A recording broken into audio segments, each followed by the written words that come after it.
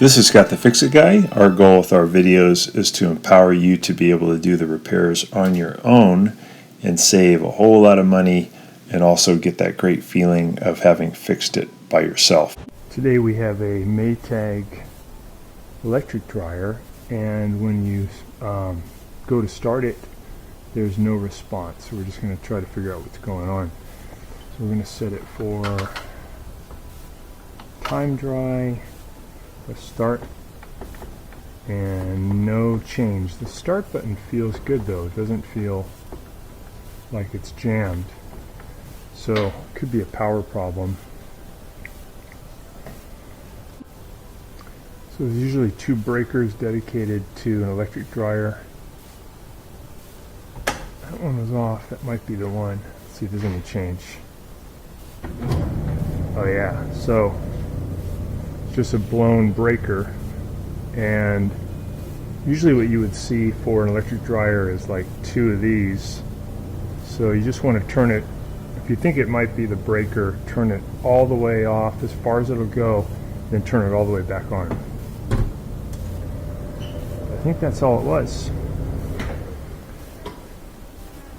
It's heating up good.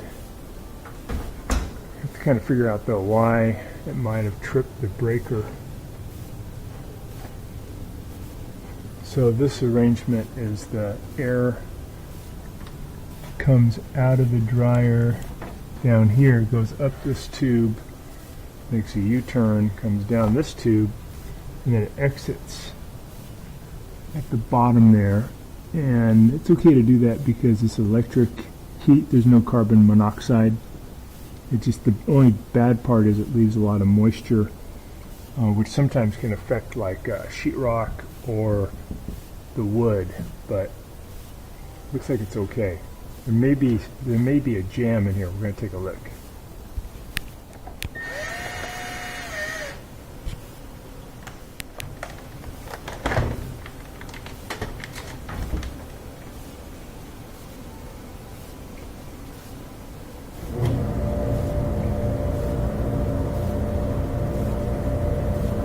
That's a good volume of air coming out, so I don't think there's any clog in there.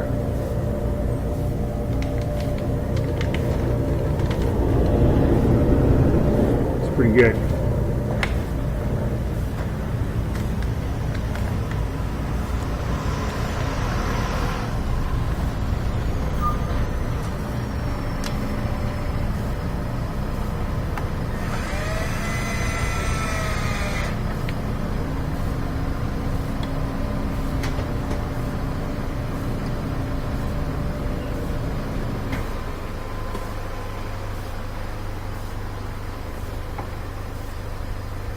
Looking good, no clog there.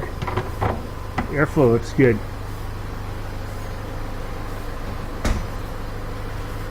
So if your electric dryer won't work and you suspect that it could be the breaker, which is a great thing to check first, try to find which one is set up for your dryer. This one says range, so it's mislabeled, which is pretty common, but it'll be a high amperage one, like this is 30 amps. And then it may be in kind of a not on and not off, but kind of in the middle. So go all the way to the off as far as it'll go, and then make sure you push it all the way to the on as far as it'll go. And it may be, probably will be 2 of them, not 1. Could be 1 big one like this, or 2 small ones like this. So for both, go all the way off and then all the way back on. So after resetting the breaker, doing great. And here's the plug. It's 220 volt plug. And why that breaker tripped could be that this area got wet because it's near the sink, near the water, and also near the drain for the washing machine. It's possible the water splashed on this and caused a short circuit. It's dried out now, but that may have been why that tripped. Thanks so much for watching our video. We really appreciate your support. And when you get a chance, please press the subscribe button below so you can be subscribed, and also the notification bell so we can send you more videos about appliance repair. Please also give us a thumbs up if you enjoyed the video. If you really liked the video and it really helped you, please press this new applaud button and you can show your support and also get a nice clapping hands for your video. Thanks again.